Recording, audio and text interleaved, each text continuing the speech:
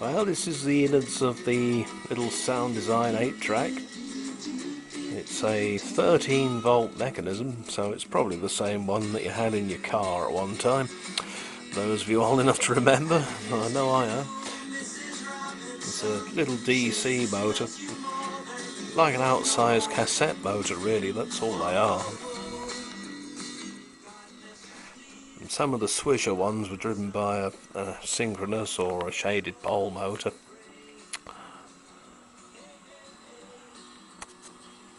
If I press the track selector, you can see what happens to the head. The head is attached to here, and when you change track, it moves up and down.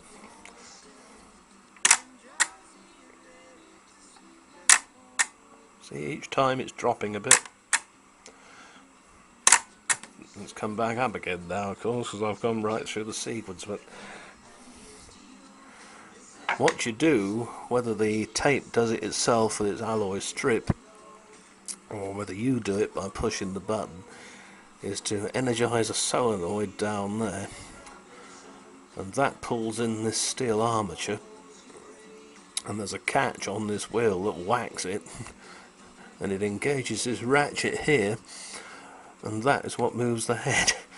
All very Heath Robinson, but it works.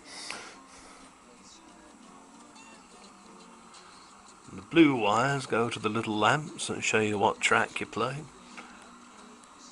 The orange wire is the track selector switch wire. 3 big hefty old slider potentiometers. If only the ones in that Philips had been like that, that wouldn't be in a mess, but there you go. Your main transformer, and the white leads there, be wary of, they're line voltage, so don't touch them unless you want frying tonight.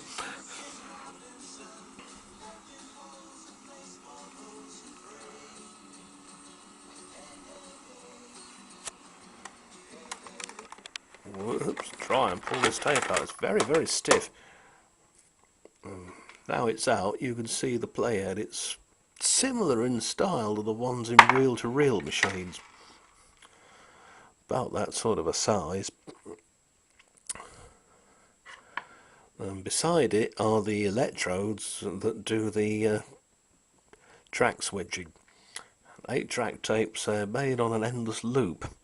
There is a spool inside the cartridges, but the loop is joined by a length of metal or alloy tape, and as it winds itself past here, well, it won't do it now because it's not motor hasn't switched on and what have you, but as it winds itself past here, that will fire this mechanism as well. It probably would do it if I was to close that switch there, because that's the one that does the that's the one that actually starts the motor. But I'm not really quite, I assume it's only 13 volts, so give it a go and see, but I'm afraid it's a two-handed job and I can't really I can't do it with one hand. Well, I've got the motor going, now let's have a look, see.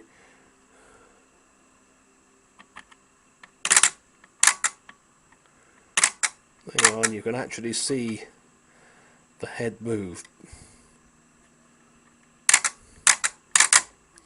And that was how they used to do the track selection. Amazing, isn't it? Anyway, hope you liked it. Something a bit different, isn't it? All I've got to do now is put it all back together again, which is quite simple. The casing's made of wood, it isn't even chipboard, and this unit was made in Japan. All discrete components. No microchips, not even an LED. This is far too old for that.